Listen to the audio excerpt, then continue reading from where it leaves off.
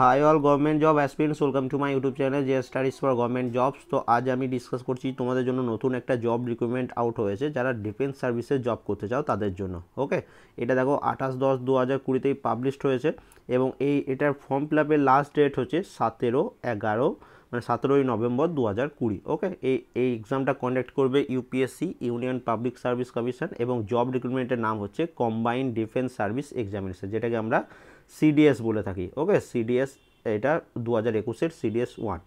ওকে, এবং এটার official website হচ্ছে upsc.gov.in। এবার দেখো, যেগুলো আমি ইয়েলো মার্ক করে দিয়েছি সেটা একটু ভালোভাবে দেখবে এবং আমাদের টেলিগ্রাম চ্যানেল জয়েন করে নেবে। সেখানে আমি পিডিএফটা পোস্ট করে দেবো, সেখান থেকে তোমরা আগে পিডিএফটা একবার ভালোভাবে দেখে নেবে, তারপরে অ্যাপ্লাই করবে। দেখো, এটা অ্যাপ্লাই করার জন্য তোমাদের অফিসিয়াল সাইটে যেতে হবে upsconline.nic.in। এই ভিডিও ডেসক্রিপশনে আমি এই লিঙ্কটা দিয়ে রাখবো। ওকে, এবার দেখো, এটার জন্য সমস্ত ডিটেলস আমি তোমাদের পরপর বলে দিচ্ছি। এটার জন্য লাস্ট ডেট, ফর্ম ফিল আপের লাস্ট ডেট হচ্ছে 17 নভেম্বর 2020 সন্ধ্যে 6টা পর্যন্ত। ওকে, এবার এটাতে আর একটা দিয়েছে যে তুমি ফর্ম সাবমিট করলে তারপর তুমি মনে হলো পরীক্ষা দিতে চাও না, তো তুমি ফর্মটা উইথড্রল করে নিতে পারো। তো উইথড্রলের ডেট দিয়েছে 24/11 থেকে 30/11, এইটা একটু মনে রেখো। এরপর দেখো, যারা যারা ফর্ম ফিল আপ করবে তাদের জন্য একটা অ্যাডমিট কার্ড জেনারেট হবে কিছুদিন পর, সেটা অফিসিয়াল ওয়েবসাইটে জানিয়ে দেওয়া হবে।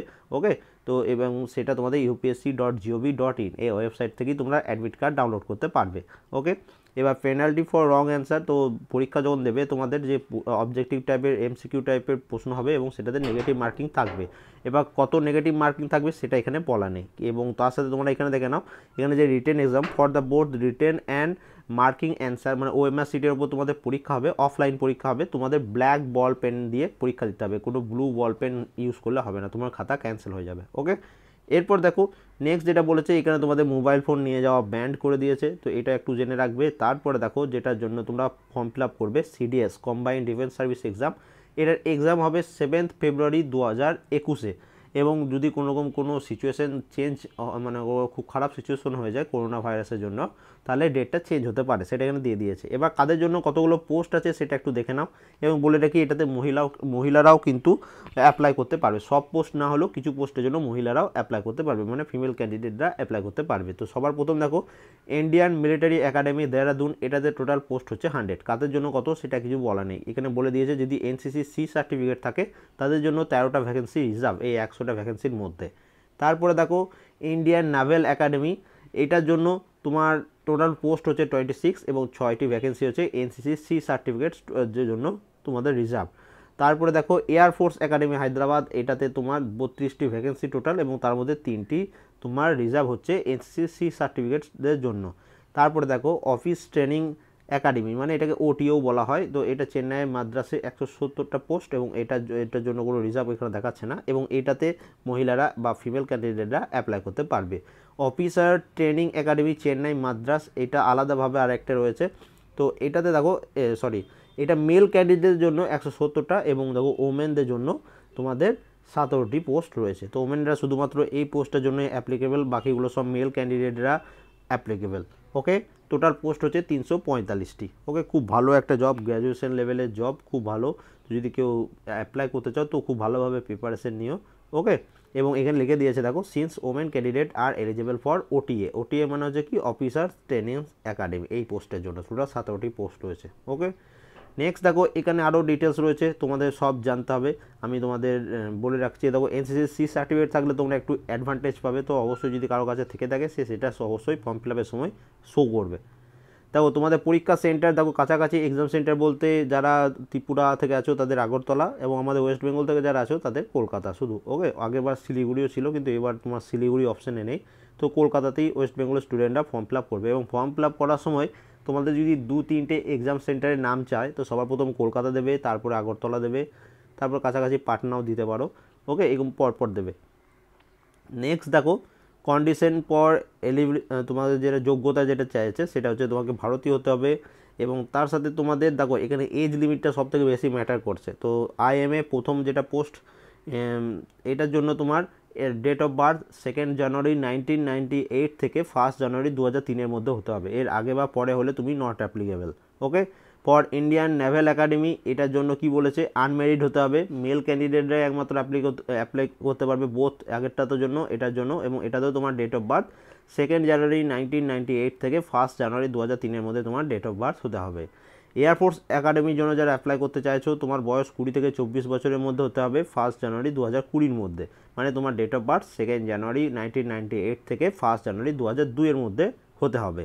ওকে, এবং এখানে যারা এইটার জন্য একটা স্পেশাল ডিজিসি এর পাইলট লাইসেন্সও লাগবে, কমার্শিয়াল পাইলট, তো তারাই একমাত্র অ্যাপ্লাই করবে যাদের এই তোমাদের কী বলবো, এই পাইলট লাইসেন্সটা রয়েছে, কমার্শিয়াল পাইলট লাইসেন্স, এই পোস্টের জন্য শুধু। ওকে, এবং এটার জন্য তোমার ডেট অফ বার্থ তোমার যেটা বলেছে 2 জানুয়ারি 1996 থেকে 1 জানুয়ারি 2002-এর মধ্যে হতে হবে।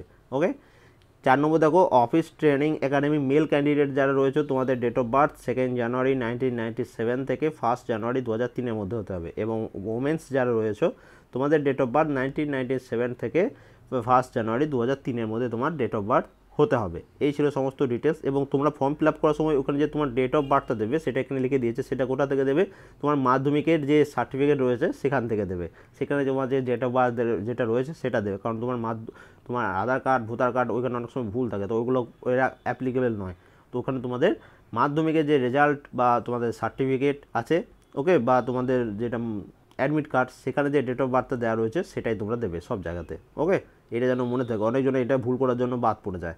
এবার দেখো এটার জন্য এসেনশিয়াল কোয়ালিফিকেশান কী চেয়েছে, তোমাদের IMA অফিসার্সের জন্য ডিগ্রি ইন রিকগনাইজ ইউনিভার্সিটি, মানে যে কোনো সাবজেক্টে তুমি গ্র্যাজুয়েশন পাস হলেই হবে।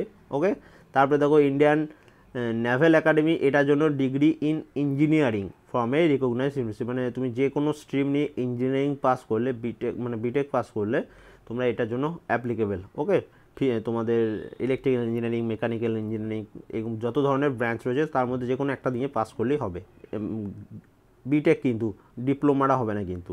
তারপর দেখো ফর এয়ারফোর্স একাডেমি, এটার জন্য কী বলেছে, degree of a recognise university with physics and mathematics, মানে 10+2 লেভেল, মানে উচ্চ মাধ্যমিকে তোমার ফিজিক্স এবং ম্যাথামেটিক্স থাকা যায় সাবজেক্ট হিসাবে, এবং তোমাকে গ্র্যাজুয়েশন পাস হতে হবে, অথবা ব্যাচেলার অফ ইঞ্জিনিয়ারিং, মানে ইঞ্জিনিয়ারিং BE যেটাকে বলা হয়। ওকে, তো এই ছিল সমস্ত ডিটেলস, আর কোনো ডিটেলস তোমার থাকলে আমি তোমাদের একটু জানিয়ে দিচ্ছি। এবং দেখো যারা ফাইনাল ইয়ারে পড়ছো তারাও এটার জন্য অ্যাপ্লিকেবল, কিন্তু যখন তোমাদের ফাইনাল সিলেকশন হবে তার আগে কিন্তু তোমাকে সার্টিফিকেট শো করতে হবে, আদারওয়াইজ তোমাকে আবার রিজেক্ট করে দেওয়া হবে।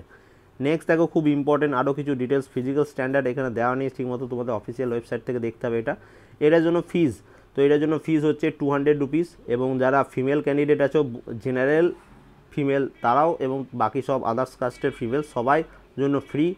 SC ST ক্যান্ডিডেট যারা আছে তোমাদেরও কোনোরকম কোনো ফিস পেমেন্ট করতে হচ্ছে না, তাহলে ফিস পেমেন্ট কাটা করতে দেবে যারা জেনারেল ক্যাটাগরি স্টুডেন্ট আছো প্লাস OBC ক্যাটাগরি স্টুডেন্ট আছো, তোমাদের দুজনকে তোমাকে ফিস পেমেন্ট করতে হবে, বাকি আর কাউকে পেমেন্ট করতে হবে না। এবং ওমেন জেনারেল ক্যাটাগরি হলেও তাদেরকেও কোনোরকম কোনো ফিস পেমেন্ট করতে হচ্ছে না। এই ডিটেলস এখানে লিখে দিয়েছে দেখো, all female candidate and candidate belong to scheduled caste, scheduled tribe are not required to pay any fees. বুঝে গেলে? এরপর দেখো আরও কিছু ডিটেলস রয়েছে, সমস্ত কিছু ডিটেলস আমি তোমাদের ভালোভাবে বুঝিয়ে দেবো, যাতে ফর্ম ফিল আপ করতে কোনোরকম কোনো অসুবিধা না হয়। কোনোরকম কোনো অসুবিধা হলে ভিডিও ডেসক্রিপশনে অবশ্যই কমেন্ট করবে, আমি সেখান থেকে তোমাদের রিপ্লাই দিয়ে দেবো। এখানে দেখো তোমাদের পরীক্ষাটা কেমন হবে সেটা লিখে দিয়েছে। সবার প্রথম দেখো একটা রিটেন এক্সাম হবে MCQ বেস্ট, ওকে, তারপরে তোমাদের ইন্টারভিউ হবে। তো এখানে দেখো কাদের কত মার্কসের পরীক্ষা হবে সেটা দিয়ে দিয়েছে। For Indian military academy, Indian navel academy এবং এয়ারফোর্স একাডেমি, এটার জন্য মানে মেল ক্যান্ডিডেটরা যেটা এগুলোর মধ্যে পড়ছে তাদের জন্য দেখো English, general knowledge, elementary, mathematics প্রত্যেকটা 2 ঘন্টা করে পরীক্ষা হবে, পরপর একদিনই পরীক্ষা হবে 100 মার্কস করে, ওকে, একদিনই 6 ঘন্টা পরীক্ষা তোমাকে দিয়ে আসতে হবে। তারপর যারা অফিসার্স ট্রেনিং একাডেমি, যেটা OTA মেল ফিমেল বোথ যেটাতে অ্যাপ্লিকেবল, সেটাতে তোমার ইংলিশ এবং জেনারেল নলেজ থাকবে, 2 ঘন্টা 4 ঘন্টার পরীক্ষা হবে, 100 200 মার্কসের পরীক্ষা হবে, এটা এখানে বলে দিয়েছে। এরপর দেখো এটা আমি অফিসিয়াল তোমাদের স্ট্যান্ডার্ড সিলেবাসটা তোমাদের এখানে দিয়ে দিয়েছে, সিলেবাসটা তোমরা একটু দেখে পড়ে নেবে, আমি PDFটা পোস্ট করে দেবো, অফিসিয়াল লিঙ্কও পোস্ট করে দেবো, একটু ভালোভাবে সিলেবাসটা দেখে নেবে, অনেক বড় সিলেবাস এখানে দেওয়া রয়েছে, তো সেটা তোমাদের একটু নিজে থেকে দেখে নিতে হবে, ওকে। খুব ভালোভাবে প্রিপারেশন নেবে, ইউটিউবে সার্চ করবে, অনেক ভালো ভালো চ্যানেল আছে যারা এই পরীক্ষার জন্য প্রিপারেশন নেওয়ায়, তো সেগুলো একটু নোট করবে। এবং তোমাদের পরীক্ষার ল্যাঙ্গুয়েজ হিন্দি এবং ইংলিশ এই 2 ভাষায় কোশ্চেন হবে, বেঙ্গলিতে কিন্তু কোশ্চেন হবে না, ওকে। তো এই ছিল সমস্ত ডিটেলস। ফর্ম ফিল আপ করে নেবে 17 নভেম্বর সন্ধ্যে 6টা তোমাদের last date form fill up করা। And thank you for watching. ভিডিওটা ভালো লাগলে একটা লাইক করে দেবে। তোমাদের কোনো বন্ধু যদি এগুলো ডিফেন্স লাইনে জব করার ইচ্ছা থাকে তাদের সাথে অবশ্যই ভিডিওটা শেয়ার করবে। অ্যান্ড চ্যানেলে নতুন হয়ে থাকলে সাবস্ক্রাইব করে নেবে। And thank you for watching.